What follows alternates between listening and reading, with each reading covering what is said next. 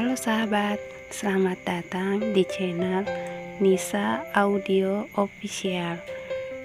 Jangan lupa setelah menonton, klik like, komen, dan subscribe ya. Terima kasih. Ibu dan Randy masuk ke dalam kamar. Terlihat Nisa sedang tertidur pulas. Wajah damai terlihat di sana. Meskipun sebenarnya Nisa baru saja mengalami hal buruk, namun saat matanya terpejam, wajah pucat Nisa nampak damai. Ibu mendekati Nisa saat hendak menangis. Randy menggelengkan kepalanya memberi tanda agar ibu jangan menangis dan membiarkan Nisa beristirahat. Ibu membelai rambut Nisa penuh kasih, mencium keni putri kesayangannya dengan lembut, karena ibu tak ingin mengganggu Nisa yang sedang tidur. Sampai Randy membisikkan sesuatu, fokus ibu baru teralihkan. Bu, Randy mau ke bawah. Randy harus tahu ceritanya. Ibu mau di sini atau ikut? Tanya Randy berbisik. Ibu ikut, jawab ibu pelan. Ibu pun penasaran tentang mengapa sang putri bisa seperti ini. Dengan langkah perlahan mereka meninggalkan kamar Daniel dan menuju lantai bawah. Biasi kembali menjaga Nisa. Sesampainya di lantai bawah, ibu dan Randy langsung menemui Daniel. Dengan sopan Daniel menyuruh mereka duduk sebelum Daniel menjelaskan. Ada apa ini Pak? Kenapa kakak saya sampai mengalami kejadian seperti itu? Tanya Randy tak sabar. Duduklah dulu Bu, Ran, saya akan menceritakan semuanya, ucap Daniel sopan sambil berdiri mempersilahkan mereka duduk. Tapi ibu janji harus kuat, karena Nisa sekarang membutuhkan ibu. Itu kenapa ibu harus kuat dari siapapun, lanjut Daniel sebelum mulai bercerita. Baiklah nak Daniel, ibu akan berusaha. Ceritakan semuanya, jangan ada yang ditutupi, pinta ibu. Begini Bu, beberapa hari lalu saya mengajak Nisa meeting. Tiba-tiba saat melihat rekan bisnis perusahaan saya, Nisa ketakutan. Sampai-sampai dia meninggalkan ruang meeting tanpa permisi dan langsung pergi. Saya yang heran tentu saja menanyakan masalah keanehan Nisa pada rekan bisnis saya. Namun dia tak ingin jujur. Sampai-sampai saya harus membatalkan meeting. Saat mencari-cari Nisa, ternyata dia sudah pergi dari kantor. Daniel berhenti sejenak. Lalu tak berapa lama, Repan datang ke kantor dan mengatakan jika Nisa berada di apartemennya. Repan pun bercerita jika saat SMA ternyata Nisa hampir jadi korban pemerkosaan rekan bisnis saya itu. Dan semua berakhir damai karena Nisa tak ingin masalah itu sampai ibu dan Randy tahu. Hingga akhirnya semua berakhir dengan perjanjian dan laki-laki itu dipindahkan ke luar negeri. Belum sempat Daniel melanjutkan, ibu memotong cerita Daniel. Kenapa kamu nggak kasih tahu ini Rep? Kenapa kamu ikut-ikutan merahasiakan masalah sebesar itu? Ibu jadi merasa tidak berguna sebagai ibu. Jika tahu pasti ibu akan lebih menjaga Nisa, ucap ibu dalam tangisnya. Randy menenangkan ibu. Maafin Repan Bu, itu permintaan Nisa. Jika saya tidak merahasiakannya, maka Nisa akan nekat, jawab Repan jujur. Baiklah, kita lanjut ceritanya Bu, pinta Daniel sopan. Ibu pun mengangguk. Daniel melanjutkan ceritanya. Jadi saat saya melihat Nisa di apartemen Repan, Nisa ternyata demam dan saya membawanya ke rumah sakit. Tapi karena takut ibu cemas, Nisa meminta pulang dan meminta kami untuk merahasiakan semuanya.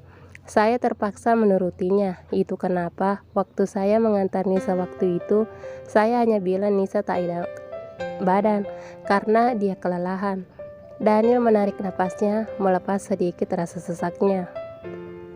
Lalu saya yang marah hendak membatalkan kerjasama bisnis kami, namun ayah pria itu menolak dan berjanji untuk tidak melibatkan anaknya dalam kerjasama bisnis kami. Karena saya juga tidak sudi jika dia menjadi rekan bisnis saya, yang dimana saya takut dia akan kembali melecehkan wanita lain, apalagi jika itu salah satu pegawai di perusahaan saya, jelas Daniel. Terima kasih Nak Daniel. Ternyata Nak Daniel sampai merelakan kehilangan rekan bisnis. Lalu apalagi yang terjadi Nak?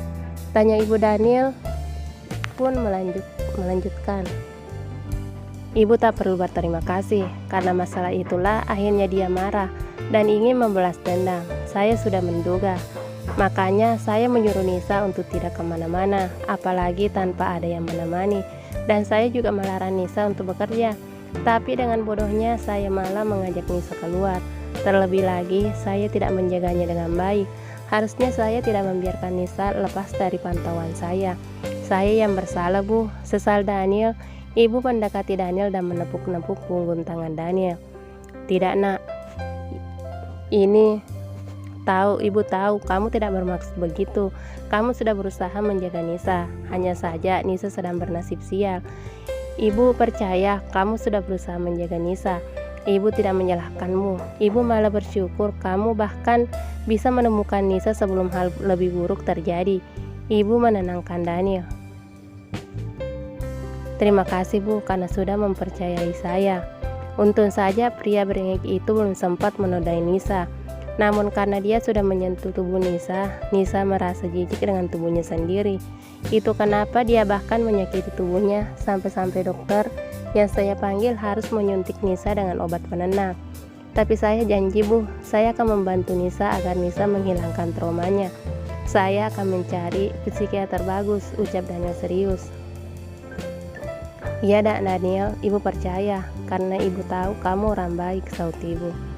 Terima kasih banyak, Bu. Sekali lagi maafin saya. Jika harus bertanggung jawab, maka saya akan melakukannya. Bahkan jika harus menikahi Nisa, saya akan lakukan. Jika itu yang Nisa dan Ibu mau, ujar Daniel mengutarakan maksudnya.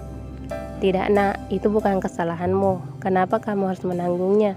Itu semua terjadi karena masa lalu Nisa, bukan karena kesalahanmu. Jadi jangan lakukan itu. Lagi pula siapa kami, Nak? Selain masalah status, kami juga tahu masa lalu Nisa dan Ibu tahu meski belum kehilangan kehormatannya, Nisa akan merasa tubuhnya kotor dan Nisa pasti akan menolak. Jelas Ibu menolak keinginan Daniel. Ibu jangan khawatir, saya tidak pernah melihat orang dari statusnya dan saya akan buat Nisa agar mengizinkan saya memasuki hidupnya. Ibu hanya perlu memberi saya restu, jangan khawatirkan hal lain. Daniel meyakinkan. Repan sedikit kesal karena merasa kakaknya mengambil kesempatan agar bisa bersama Nisa, namun dia juga menghargai ketulusan Daniel.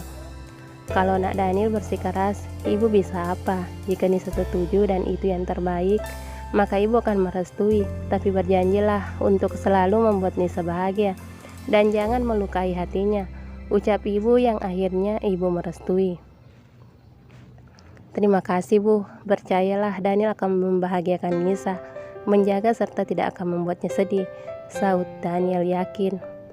Jadi, Pak, apa kami boleh membawa Kak Nisa pulang saat dia sadar nanti? Tanya Randy. Biarkan dia di sini dulu, Ran, biar kita bisa sama-sama menjaganya. Ibu dan kamu juga di sini saja dulu sampai kesehatan Nisa pulih. Sekarang kita tidak bisa biarin dia sendirian. Dia akan masih terus mengamuk saat teringat kejadian tadi.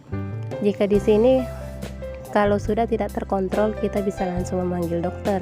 Jadi biarlah di sini dulu sekarang, agar tidak terjadi hal-hal yang tidak kita inginkan.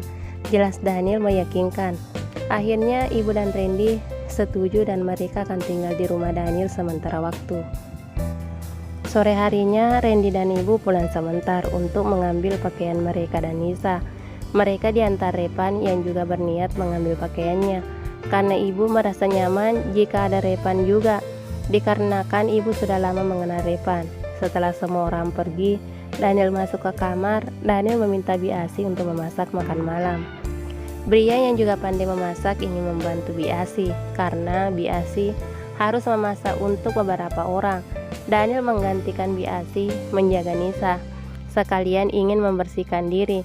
Daniel membawa pakaian gantinya ke kamar mandi. Dia takut nanti Nisa terjaga saat dia berganti pakaian dan akhirnya membuat Nisa kembali histeris. Setelah membersihkan diri, Daniel melihat Nisa masih terlelap. Daniel meminta Brian mengantarkan teh ke kamar Nisa. Daniel berniat membangunkan Nisa, takut Nisa haus ataupun lapar. Setelah Brian mengantarkan minuman, Daniel langsung mencoba membangunkan Nisa. Nis, bangun, udah sore, kamu minum dulu, ucap Daniel mencoba membangunkan Nisa. Nisa menggerakkan tubuhnya merespon panggilan Daniel. Nisa langsung duduk dan mengamati kamar Daniel. Kita di mana, Bos? Tanya Nisa pelan. Kamu sedang berada di rumahku, ini minum dulu, jawab Daniel lalu membantu Nisa untuk minum dan meletakkan gelas di meja saat Nisa sudah selesai. Bos, saya mau pulang, nanti ibu nyariin, ibu pasti cemas, ucap Nisa pelan. Daniel menarik napasnya meraih satu tangan Nisa, membuat Nisa heran dengan apa yang sang bos lakukan. Nis, dengerin saya baik-baik, kamu percayakan kalau saya bisa menyelesaikan semuanya. Dan tenang saja, sekarang kamu gak perlu menghadapi semuanya sendirian lagi, karena kami semua termasuk keluargamu sudah tahu semuanya. Dan mulai sekarang kami yang akan melindungimu. Jangan cemaskan ibu gak selama bayanganmu.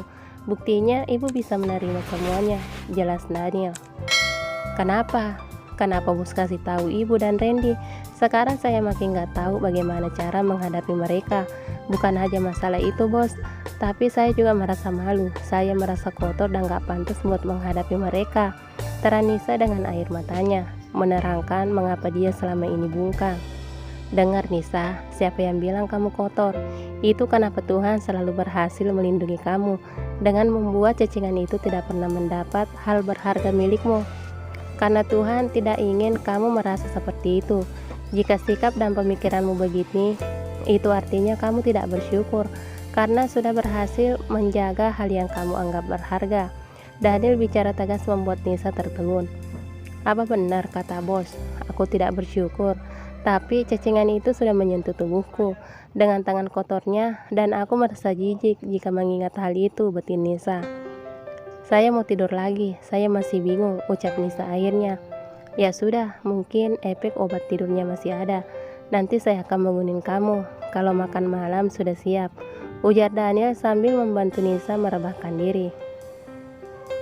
Setelah Nisa kembali tidur, Daniel turun ke bawah. Daniel sepertinya tidak sanggup jika berdua saja dengan Nisa di sana. Daniel menuju dapur dan melihat Biasi dibantu Brian menyiapkan makan malam. Brian yang masih dengan kemeja yang tergulung dengan sigap membantu Biasi. Jangan salah, dua pria di dapur saat ini adalah pria-pria yang pernah hidup mandiri. Bahkan Brian sampai sekarang masih hidup sendirian tanpa satupun pelayan yang membantunya, karena dia lebih nyaman saat berada di rumah dia hanya sendirian. Itu sebabnya Brian pandai dalam segala hal, begitupun memasak. Daniel juga sama.